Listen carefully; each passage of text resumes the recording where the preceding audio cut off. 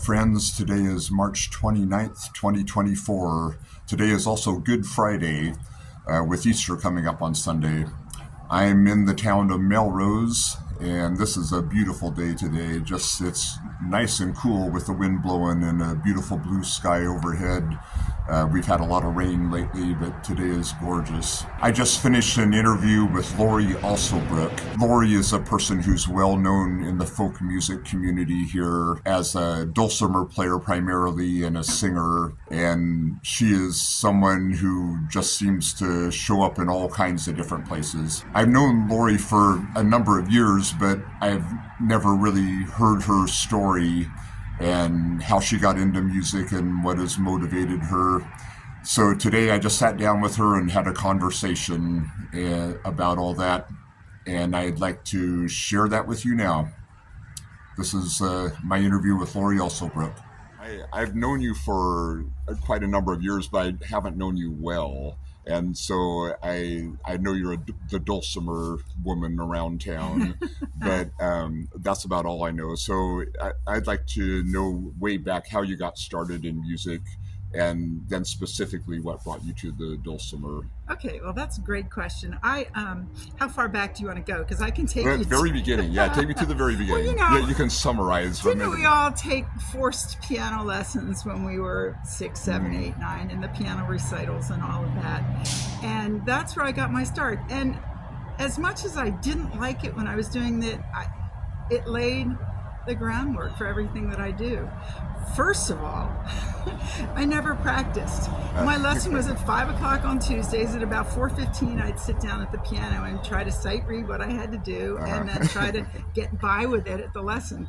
I'm sure nobody else has ever done that. As a piano teacher, that's a common story. Yeah. But what it did for me was I was able to learn how to sight read music very, very well. Okay. And jump into things very quickly. And so skipping forward, my music for me through high school was through chorus. I had a marvelous chorus instructor at our school. Didn't play an instrument, maybe an oboe in 5th and 6th grade, but I didn't carry on. I was more vocal. And when I went to college, I majored in physical education and still wanted to pursue singing. And there's a marvelous group at my college, the Furman University Singers. And I stood in line for the audition. And the time crept by, and I said, I have field hockey practice, I gotta go. So I never auditioned. So that was the fork in my road right there. I didn't continue with the music, I continued with physical education, and then that has been my career until 2008, when I then went fully into the classroom and loved that as well. Okay. What state was Furman University? I don't know. Greenville, South Carolina. Okay.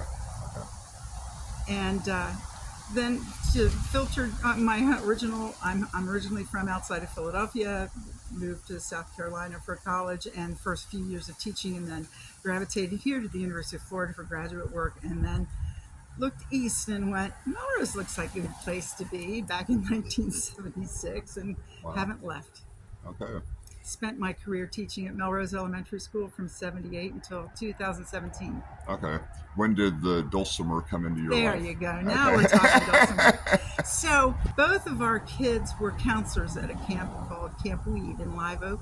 Camp Weed? Yes, is that a great camp? Yeah. It's a great name for a camp. And just parenthetically. So Camp Weed was named for the first bishop of the Diocese of Florida, Bishop Edmund Weed. And so that's Camp Weed. Okay. So anyway, our children were either counselors or campers at Camp Weed for an extended period in 2000. And so Larry and I took off and we went to house concerts. And we started out near Montgomery, Alabama, and just went across North Carolina and hit maybe 4 or 5, 6 dates in a row. When we were in Cullowhee, North Carolina, Larry had already seen that there was a concert of the faculty of Mountain Dulcimer Week. Oh. This was in 2000. Mm-hmm. So we sat through this concert of these wonderful dulcimer players who were the faculty at this week-long camp. And at the intermission, the MC says, and everybody who's here for Mountain Dulcimer Week, stand up. And the entire auditorium stood up, and I literally turned to Larry and said, I'm doing this next year. Wow. So in 2001, I started going to Mountain Dulcimer Week, and just it's a summer camp where you're just immersed into how to play for a week, and then it just took off from that. Okay. I came back. My friend David Beatty, who is the builder of my dulcimer, and a wonderful local talent, a wonderful international talent who happens to live here in Melrose, was the director of the Stephen Foster Dulcimer Retreat, and so that I started to go to that immediately. Now that I have a dulcimer on my lap, then have dulcimer will play. So the Stephen Foster Dulcimer Retreat is in White Springs at Stephen Foster Folk Culture Center State Park. Yeah, and it's yearly now. In November, it's usually the weekend of Veterans Day. After about our first time of going to the Stephen Foster Dulcimer Retreat, we were all sitting at a restaurant table in a local dive there in Live Oak or White Springs, and we said, hey, this was sort of like a Judy Garland, Mickey Rooney moment where we said, hey, we could have our own dulcimer group in Melrose. So we started meeting at people's houses, at Melrose Elementary School, at Trinity Episcopal Church. We finally settled into the Homemakers Club here in town, a little old historic building. And we were there up until from maybe 2008 or so, up until pandemic, and then it's a very small space, and we stopped. We went online, and so we've continued since 2000 a weekly online jam. People join it from Washington State, Ohio. Wow. A fellow joined us 2 weeks ago from Belfast, Ireland. Wow, Yes. that's awesome. So, and we just run it as we were running a jam where we were sitting. We just go screen to screen and people play. So that's every Friday night. Then every Friday afternoon. Then every Saturday I'm involved with an online session called Send in the Music, and that also started in March of 2020. Where there are probably about 8 song leaders. There's an idea of the month. Like this last week was birds, and we all submitted bird songs. Oh, okay. And that's fun. And so then the eight or so song leaders lead the 700 to 100 people that are zoomed in on that, and they're either listening or playing or whatever. That's provided a service for people who aren't really getting out. We see a lot of people on the screen that have oxygen, and, so it's really providing a need for people to connect musically with others. And then there are people that we see on the screen who are playing along with us too. So that's Saturdays. When you started your gathering way back, how many was that in the very beginning? How many people? I'd say about 8. Okay. How did you recruit them, or how did you find them? It's all a matter of teaching people to play a dulcimer, and then they want to. Okay. So it started out. And it really we would then, as a group, say, let's go to Western Carolina and go to this event, which now continues as something called Dulcimer U, and it transitioned to that in I'd say about 2010, and that is another week-long thing, a week-long dulcimer event where the focus is really on teaching people how to play. It's not like a gathering and hey, we're having a good time. That happens too, but really the focus is about a 2.5-3 hour morning session of leveled instruction. So, and I'm an instructor at that as well. I'm teaching the advancing beginners this year. Okay. My heart is really with the beginners. Okay. I'll skip to something that I've done recently. I'm involved with the Alabama Folk School. Mm-hmm. It's in Nauvoo, Alabama, which is northwest of Birmingham. And in February, I took cardboard dulcimers there.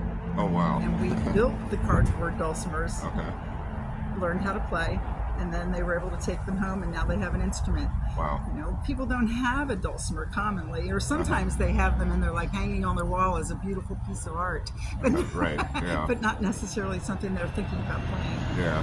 But it's interesting to me that you came to this in adulthood. I became aware of dulcimers as a teenager, and I guess I liked all the rock music back then, but the folk music was kind of fascinating too, and there was something mystical about the dulcimer, the shape and the fact that it's tuned differently. 3 strings. Yeah. D-A-D. And it was, is it a what's her name, Jean Ritchie. Oh, Jean Ritchie. Yeah, that she had a book, and I had that book, and she played with a feather for a plectrum. Oh yeah, oh yeah, Yeah. Yeah. And a lot of sliding noting going, and her beautiful harmonies with it. Jean Ritchie is just an And icon. is she still going? Well, she passed away probably about 10 years ago, I Okay, guess, maybe. okay. And but like I teach a workshop that's called Jean Ritchie Song and Story, and I read excerpts from her autobiography, and then play tunes that relate to the excerpts that she's taught. She was one of 13 or 14 children, and so a rich history in Kentucky. Yeah.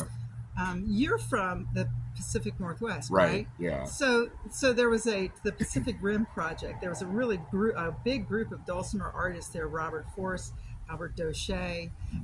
I'm stopping it there.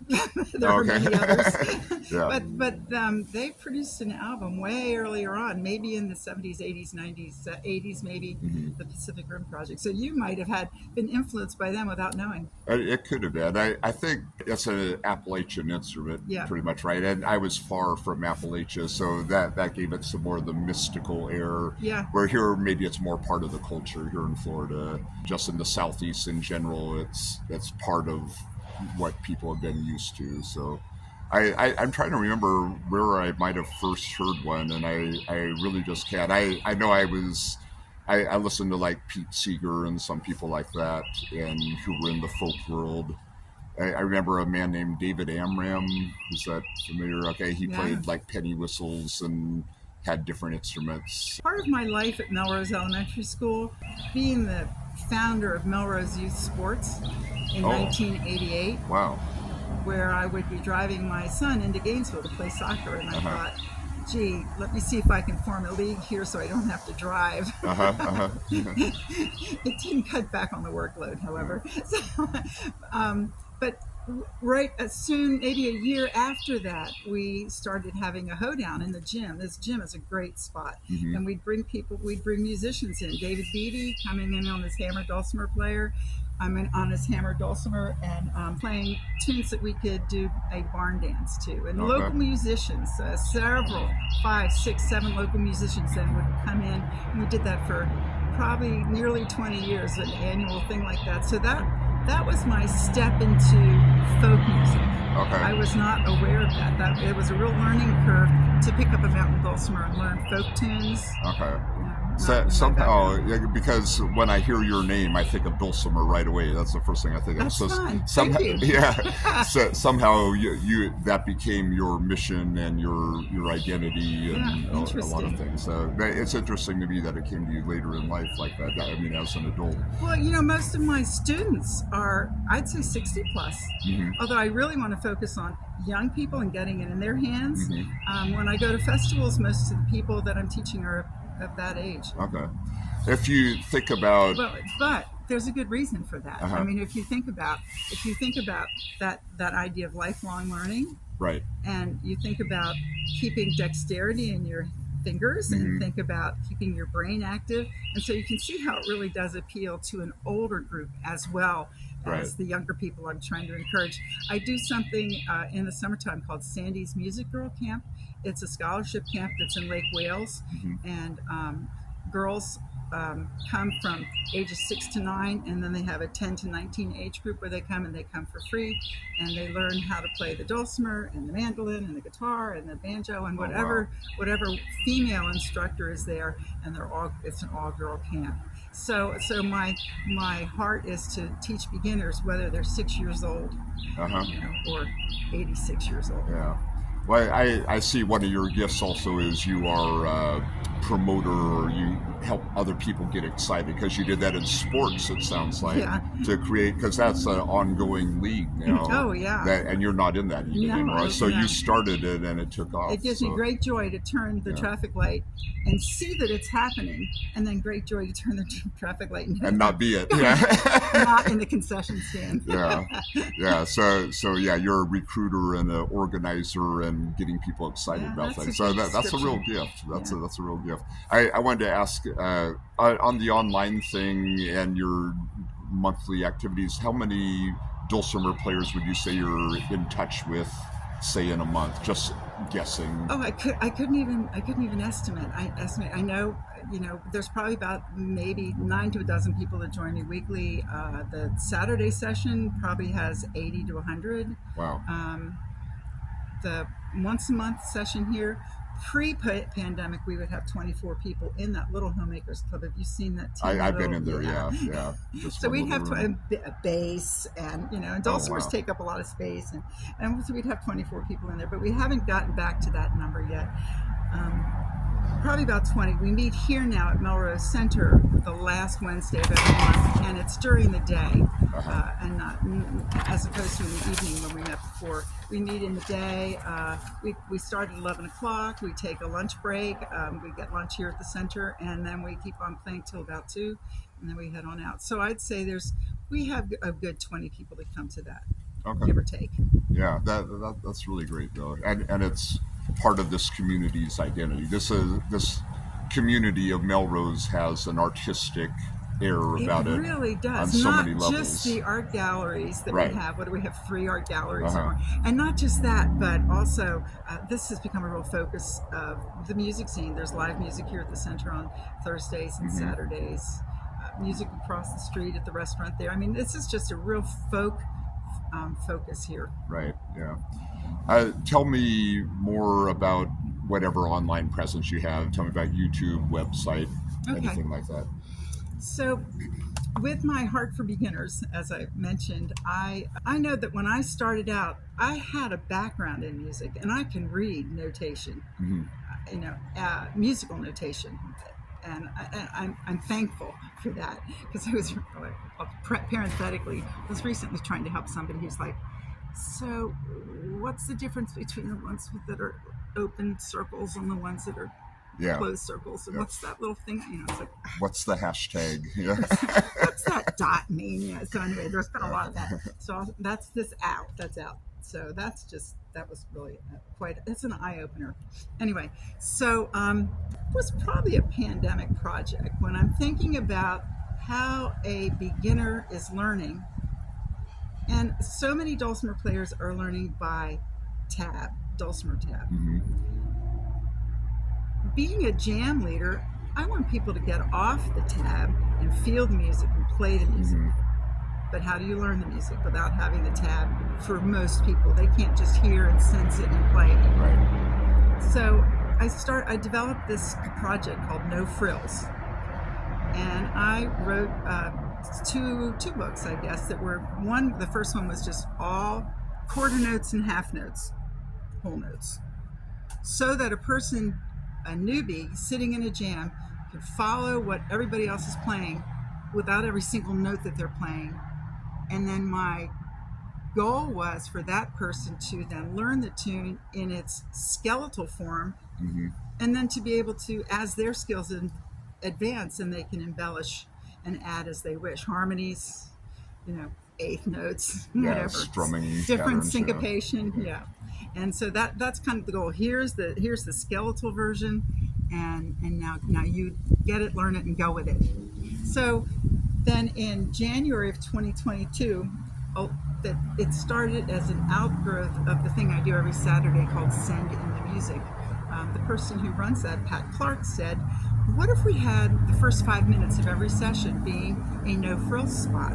And so we just started to take the first book, which is the half note, quarter note book, from cover to cover, and ran through it week by week. My friend Jean Cunningham at Gainesville, she's my straight person. She plays it as it is in the book. Oh, okay. Doesn't vary from it, and I'm the ad lib person. Okay. So we'll play through it one time, and then I'll play through it, and I'll go, now here's a harmony, try this, go, start at the 4, and Jean's on the 2, and I'll play through it with that, and then I'll play it with a different strum pattern, with chords, so within 5 minutes we'll take that very basic melody as she continues playing it all the way through, and I then add to it as it goes all the way through. So that started in January 2020. I started to put it all on YouTube. So there it is now. And it's a resource that I recommend for people to go to when they're trying to learn a jam tune. They can go listen to it, listen to it in its basic way, and then listen to how it can be modified to make it more interesting. Uh-huh. More interesting to the listener, more interesting to the player. Yeah, that's you've created a pedagogical process for something that for some people is intuitive. Yeah. And that's really good. And I know a lot of musicians come very intuitive and they have an easy time. Other people need it step by step, which is how I am. And to help those two groups meet in the middle, it sounds like you've got a good tool for that. Yeah, and another thing about YouTube is that you can change the speed at which you are listening in the little gears. Okay, I didn't even know that. There you go. So go to the gear and select playback speed. Okay. And it can take it to 75%, 50%. Okay. And it doesn't change the tone. The pitch, okay. It just slows it down. Okay. And so, if I want to learn a fiddle tune that I don't know, I'll find it on YouTube and slow it down to 75, maybe 50. Okay, I see what they're doing. Wow. Now you know. Yeah, that's. I'm going to go experiment So it's with that little gear. Okay. When you go to my channel, I actually have a video on how to do that. Okay, good. Yeah. There'll be a tortoise in the hare picture. That's the one that shows Okay. What do you offer on your website? Is that just a collection of everything? Or? The website says where I'm going, what I'm doing. I have just fallen into the right time, the right place at the right time. I'm very busy with festivals. Mm-hmm. I did 3 festivals in February. I have a summer of festivals. I'm very fortunate to have this life that has come to me, this dulcimer life. So on my website, you can find links to all of the books. You can find links to other festivals. Probably have about 8 books or so, 10 books. Yeah, I like what you said, this dulcimer life. That could be your autobiography title. Yeah. So I do have another online presence, and it is called Quarantune. Okay. And it's what started in June of 2020, where a band of 5 people said, we need to keep this opportunity for people to learn and for instructors to be able to continue to be a presence. Mm-hmm. And so I attended a few of those and then applied. Would you consider me as an instructor? So since 2000, since their 3rd iteration, and now they're in their 12th, I've been an instructor with that. This festival is called Quarantune. It's done quarterly. There are about 50 to 60 instructors. People sign up online for an hour workshop where we also record it, and they can receive the recording of it. It is cost effective for the learner. Each learner pays $10 for an hour lesson. Wow. One can take 16 lessons over a course of 2 days. There's concerts each night. I've really enjoyed connecting to more than just the Melrose community or the North Florida community, where I've had students from Ireland, from Belgium, from Hawaii, and they, whatever time zone they're in, they jump in for a dulcimer lesson somewhere. Mm-hmm. And so I'm really delighted to be part of this festival. It's a real flagship of online instruction. Yeah, that sounds awesome, and a good thing came out of the pandemic time. So that's people. I think during that time, a lot with all of us at home, mm-hmm. you started thinking, what can I do? What can I do other than just spin my wheels here? I'm going to come up with something that's an advantage. That's where all my books came out of that. Mm-hmm. That's where the Saturday thing, the Send in the Music, and my Friday Jam. Right. Now, there's another festival I'm involved with, and I mentioned it earlier. It's the Stephen Foster Dulcimer Retreat. Mm-hmm. A wonderful Florida. David Beatty was in on it on the ground level. He retired, and in came a wonderful Florida dulcimer player named Bing Futch. A great personality, and he and I run that festival now for a couple of years. We did have a break of a tornado coming through. No, a Hurricane Nicole. Yeah. Hurricane Nicole came through and wiped us out 2 years ago. But we've been going strong every year. And this has been probably since about 1998 or so, when it was first started by the Florida folklorist John Kay. He started it. Okay. I know there's an annual festival in Stephen Foster Park on Memorial Day weekend. Florida Folk Festival. Florida Folk Festival. Oh, yeah. Is it part of that, or are no, they? They have several different. They have an old time week. They have a tractor show. They have they have various things to keep people coming to the park all year long. Florida Folk Festival. So something I do there, because again, I talk about how much I enjoy encouraging people to jump into the dulcimer. I have a dozen dulcimers, and I put them in a fishing cart, my husband's fishing cart, and I pull it and go to an area and get all the dulcimers out and teach people how to play. So I call it... Just inviting people to come to... I'll be on the schedule, but it's called the Dulcimer Petting Zoo. Okay. That's great.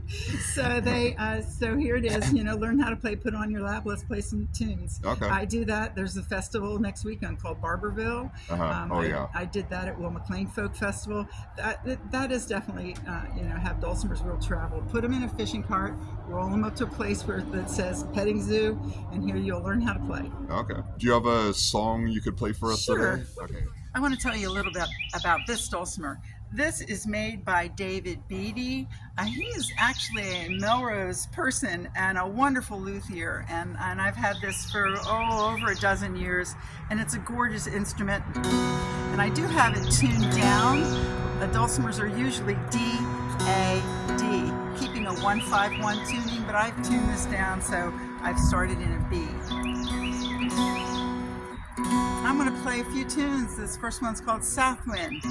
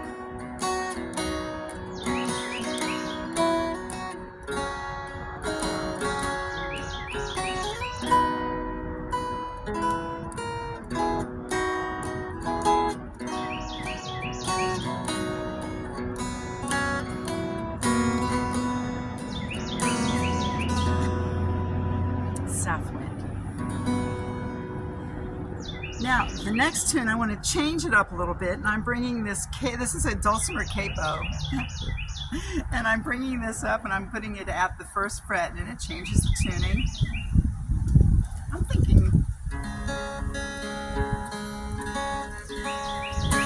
So, there's a variety of things can be done on this. That first tune was an Irish tune, an Irish air, and this next one is from the mountains.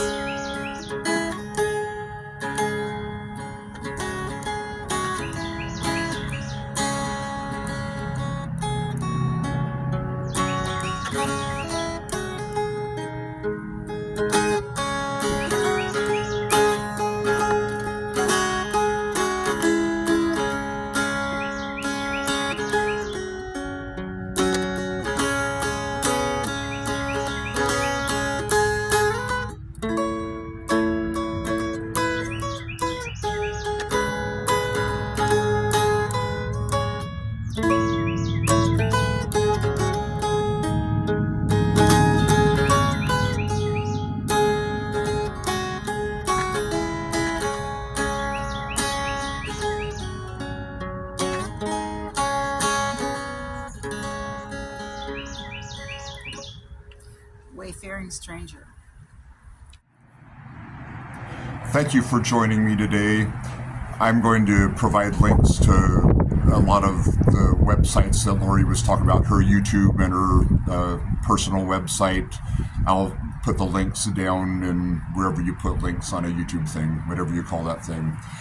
I encourage you to look it up. She's got a lot of good things going, especially if you are interested in getting into dulcimer or you know someone is.